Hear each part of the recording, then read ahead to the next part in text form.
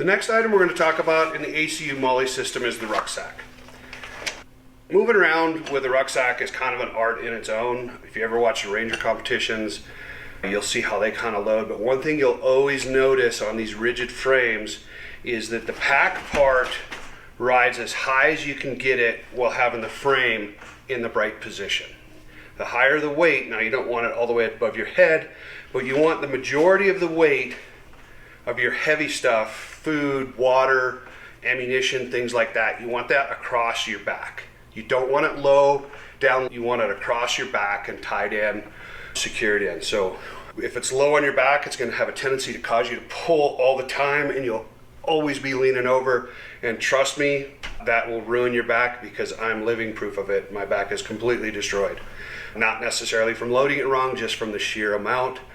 Up in the mountains of Afghanistan, running around Iraq, hopping over buildings, things like that. You know, these things get heavy. So the Army way in any of these is one size fits most. So you'll see on the ladder on the side, all these slots here are there so you can move this pack up and down depending on your frame size. Tall, long people, they can get away with having this, a little bit higher, because you want this waist strap around your actual waist. You want your back pad here of your cummerbund of your waist strap. You want that just on top of your money makers here, your big muscles. You don't want it all the way down on the bottom. You don't want it riding all the way up high. You want it just in this notch right back here in your back. That way it hinges up and then it holds on with your shoulder straps. So these right here are adjustable to move the actual pack containment up and down depending on your frame size. This one's pretty much set up for me. It's set up right. Once they get all adjusted, these will all get snapped in, and this will all get pulled, sucked down tight. Also inside, when you do adjust these, your back pad, which you want center of your back along with your shoulder pads, has adjustments here and up at the top and on the sides to move that up and down to position it right. So take some time and play around with this if you ever are going to use one of these for any amount of time, and make sure you fit it right. Once you get it on, it's got the same features as the 3-day assault pack with the donning and doffing quick disconnects. They work the exact same method. We already talked about how to make the monkey's fists, but so you can feel those at night. But again, this will go on top. If you open the top flap, it's got a large vented space up here. A lot of times I would use this for maps, things that, what you don't want to do is load a bunch of little trinkets and stuff, because remember, when you flip this off and flip it over, it's open side down. So unless you hold it up and open it, everything you have in there just falls out. But also you don't want all that to be bound up out here. And when we start loading this in a bit, we'll discuss that. So that is something that you just want to be aware of as you start loading and doing some of the things. Also inside here is another top pouch that you can use inside the main pouch. It's the way to get in and out if you don't want to open all of your inside main compartment and dig through there. It's got an easy access pouch right here, zipper, that you can just unzip it, reach in, get what you need, zip it back up, and then close it back up. So that's basically the top compartment. Then you have your main compartment. Again, it's got your compression sides. Again, like the 3-day pack, you want to be able to suck everything down once you get it loaded. When you're loading it, you want these all the way out so it's got full access.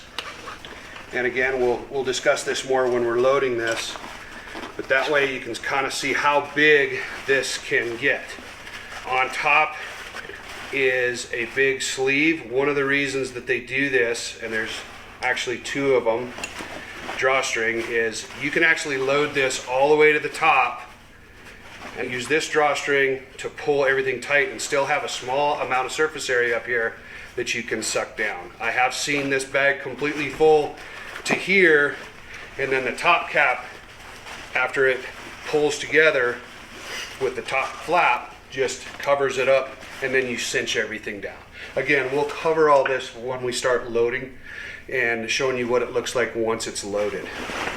Going through the rest of it, we already talked about all these cinch lines that we have to pull and compress. That's really it on the main compartment. You just got one big massive compartment here with your top. But on the bottom, we have this smaller entry area here, and this is separated from the top. And again, remember, we want to load all our weight up here closer to the middle of our back. So down here would go your sleeping bags, your big puffy jackets, things you don't need to get to very fast but need room for, and then gives you something for that, all the weight you're going to put in, water, food, camp stove, gas, all that stuff into the top. So this also allows you to be able to get to your sleeping gear without having to dig, pull everything out of your rucksack if you're doing a rest overnight or anything like that. So this is the zipper pouch that goes in here. I always pull these to one side. A lot of people you'll see that will center them so you can get easier access. I'm not a fan of that. With pressure, these can start creeping, and then pretty soon your sleeping bags start snaking out. And then so I always pull these to one side. And then of course we have our compression band, compression strap that goes up, and then that will pull it tight to the bottom. On the bottom of it, we also have MOLLE areas down here where you can actually attach things to the bottom. I'm not a fan of that. It's not what I would do. With the waistband, it does have MOLLE, again, back to some of our pouches. This is where you can put, maybe a med kit and secure that there, and it's always with there, or an extra med kit.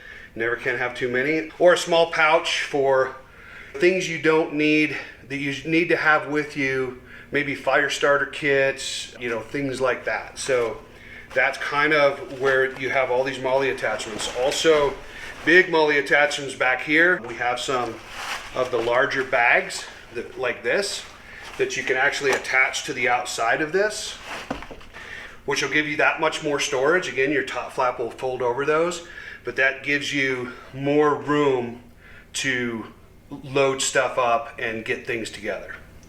But we have all these attachments. Again, the waist pack or the fanny pack, this has got MOLLE attachments where you can put it right across the top, have that extra pouch that if you're going to have to leave from your campsite, you just want to take it, you have it with you. So these are some of the things you can do with this kit. It's very versatile, and you can do a lot of things with it.